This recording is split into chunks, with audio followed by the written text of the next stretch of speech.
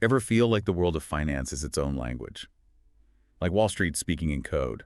Kind of like you need a decoder ring just to understand the business section. Exactly. But that's what we're here for. Today we're cracking the code, diving deep into American finance from the era of JP Morgan all the way to Blackrock. Buckle up, because we're going all the way back to the late 1800s, tracing the twists and turns of Wall Street. And trust me, this history matters. Absolutely. We're digging into excerpts from The Fall and Rise of American Finance, from JP Morgan to Blackrock. And it's full of these aha moments that connect the dots between past and present. It's not just about names and dates though, right? It's about understanding the DNA of American finance, how it constantly evolves, how each era tries to fix the problems of the one before it. Like a financial game of chess. Exactly. Wall Street makes a move, corporations react, the government steps in. It's this constant back and forth. So let's set the stage. Take us back to the days of what the book calls classical finance capital. Picture the late 1800s, early 1900s. This is when those legendary Wall Street titans ruled the roost. We're talking JP Morgan, of course. The OG, right. Yeah. But he wasn't just a banker, was he? Not even close. Think of him more like the architect of American industry. I mean, this was a time when a handful of powerful bankers held immense sway over entire sectors of the economy. They weren't just managing money, they were practically picking winners and losers. In a way, yes. JP Morgan, for example, he orchestrated mergers, bailed out failing industries, even helped stabilize the entire financial system during the Panic of 1907. Talk about influence. But then, boom, 1929 happens. The stock market crashes, the Great Depression hits, and suddenly this whole system built on concentrated financial power looks a lot less stable. To put it mildly, it was a wake-up call, a reckoning. Suddenly the question became, how do you prevent another 1929? How do you make finance safer? And that's where the government really steps in, right? The era of managerialism and the New Deal. Exactly. The government went from being a referee to a major player in the financial game. Think Glass-Steagall, the creation of the SEC, all these new rules and regulations designed to rein in Wall Street and prevent another meltdown. So they basically tried to make finance boring again. Well, boring was the goal, at least for a while. They wanted to separate commercial banking from the risky world of investment banking. Empower corporations, put them back in the driver's seat. Sounds logical on paper, so what happened? Well, here's where it gets interesting, and this is one of those aha moments. By trying to separate finance and industry to make things safer, they unintentionally set the stage for financialization to take root from within corporations themselves. Wait, what? So trying to prevent another financial crisis by reining in Wall Street actually ended up making companies more focused on finance. How does that work? Follow the money. With banks sidelined from directly controlling corporations, thanks to things like Glass-Steagall, companies started accumulating huge profits. Now, what do you do with all that cash? You start thinking like a bank yourself. So instead of big banks directly controlling the economy, corporations became their own mini Wall Streets. Precisely. They were running their own internal capital markets, making loans to different parts of the company, even dabbling in derivatives to hedge their bets on global markets. It's like Wall Street seeped into every corner of corporate America, just in a different form. Exactly. And this corporations as banks model, born from the ashes of the Great Depression, well, it had its own set of unintended consequences. So last time, we left off with this corporations as banks model. It seemed like a good idea at the time, right? Trying to prevent another 1929. It made sense in theory, trying to make finance safer by separating it from industry, But it backfired. in a way, yes, because those corporations, flush with cash and cut off from direct control by banks, they became their own financial hubs. But why couldn't that last? Why didn't that work out long term? Well, for one thing, it didn't really address the underlying issues that led to the Great Depression in the first place. I mean, remember all those risky loans, the leverage, the speculation? That didn't just disappear. Right, it's like they just shifted the chairs on the Titanic. That's a good way to put it. And to make matters even more complicated, this whole other layer of finance emerged, what they call shadow banking. Okay, yeah, shadow banking. It sounds ominous for a reason, I'm guessing. Think of it like a parallel financial universe operating outside the traditional banking system. These shadow banks were making loans, but with fewer regulations, less oversight. So even riskier than the regular banks. Potentially, yes. Yeah. And when those bets went sour, as they inevitably do. The whole system started teetering again. Exactly. It was like a game of financial Jenga, and someone just pulled out the wrong block. And that brings us to 2008.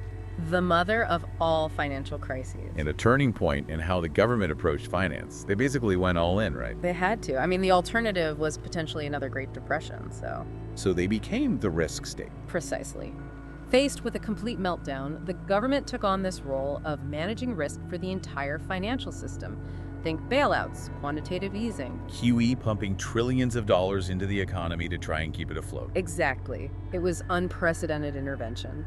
And it worked, at least in the sense that it prevented a total collapse. But, like everything else in finance, it came with its own set of unintended consequences. Oh, absolutely. And one of the biggest ones, the rise of today's financial giants, those asset management companies like Blackrock, State Street, Vanguard. Wait a minute.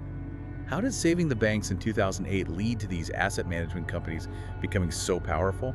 Last time I checked, they're managing trillions of dollars, right? Trillions, yes. And it's all connected. You see, when the government pumped all that money into the economy with QE and kept interest rates super low, it made stocks look really attractive. So everyone piled into the stock market. Classic buy low, sell high mentality.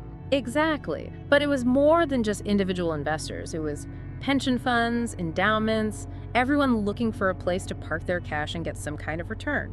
And who was best positioned to ride that wave of rising stock prices? The asset managers. They're the ones managing those giant index funds that track the stock market, right? Precisely.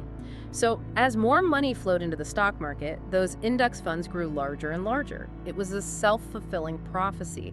The more money they managed, the more influence they gained, the more attractive those index funds became to investors. It's like they hitched their wagon to a rocket ship and the government was holding the launch button. That's a great analogy, but here's the key point.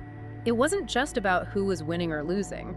This shift in power from banks to asset management companies, well, it fundamentally changed the rules of the game, the entire DNA of the financial system. Okay, so let's break it down then. How does this new asset manager-driven world actually work? What are the key features? Well, to understand that, we need to decode some financial jargon. Things like fictitious capital, credit money, securitization.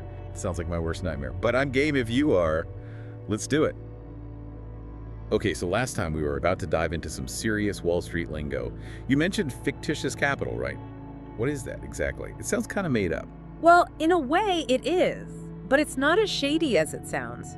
Fictitious capital refers to things like stocks and bonds.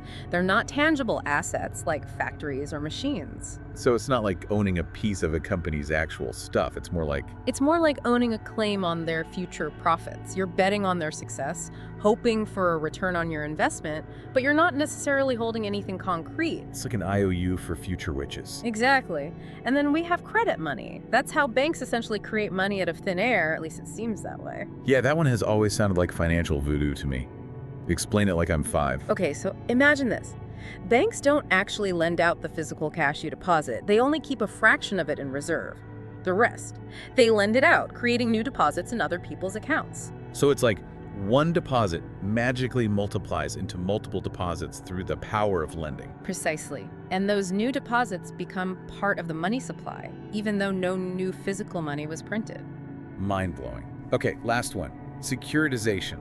What's that all about? Securitization is taking things like mortgages or car loans, bundling them together and turning them into tradable securities. So it's like turning your debt into a financial product. Exactly. It allows investors to essentially buy and sell pieces of those loans. Sounds risky. It can be. If a lot of those underlying loans go bad, like what happened with those mortgage-backed securities in 2008, well, those securities can quickly lose value. Right, that's when things can spiral out of control. So how do these massive asset management companies fit into all of this? They're managing trillions, right? Trillions, yes. And they're playing on all these different fields. They're buying stocks and bonds, of course. They're involved in private equity, hedge funds. They're everywhere. So they wield a lot of power, but doesn't that create a conflict of interest somewhere? I mean, if they own big chunks of all these different companies, aren't they incentivized to discourage competition? You're hitting on a crucial point. The authors of the book call it co-respective behavior. Because these asset managers own so much of the market, they're actually incentivized to make sure the entire system remains stable. So it's not just about squeezing every last penny out of each company. Exactly. It's about balancing those short-term gains with the long-term health of their investments, which includes the market as a whole. Fascinating. Yeah. And how does this play into their involvement with Private equity and hedge funds. Those are the guys who get a bad rap, right? Sometimes, yes, but it's not always so black and white. Private equity, for example, they're often portrayed as corporate raiders. Swooping in, buying companies, laying off workers. It can happen, yes. But they also provide capital, bring in new management, and restructure companies to make them more efficient. So they can be a force for good. Potentially, yes. It really depends on the specific case. Hedge funds are a different beast altogether. They're known for their aggressive strategies, often betting against the market to try and make a profit. But didn't all that government intervention after 2008, all that QE, create a less volatile market? Wouldn't that make it harder for hedge funds to do their thing? You're absolutely right. In a way, hedge funds have been some of the biggest critics of QE. They need volatility, those market swings, to create opportunities. It's like they thrive in chaos while everyone else is just trying to stay afloat.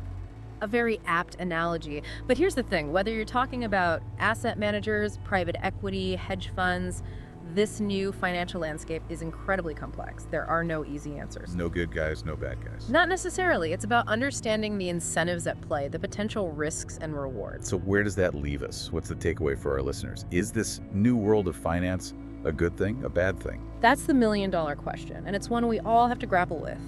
There are valid arguments on both sides. On the one hand, this concentration of financial power, it's concerning. It could exacerbate inequality. It creates systemic risks. On the other hand, these firms are driving innovation, they're allocating capital, they're even starting to invest in things like climate change solutions. precisely, it's a mixed bag. But the key takeaway is this: finance is no longer just about Wall Street. It's intertwined with every aspect of our lives. It's about understanding how these decisions, the ones being made in boardrooms and on trading floors, impact the real world, the everyday lives of everyday people. Exactly. That's why it's so important to be informed, to ask questions, to challenge assumptions. To not be afraid to dive deep, just like we did today. Well said. This has been an incredible journey into the heart of American finance. Thanks to everyone for joining us on this deep dive. Until next time.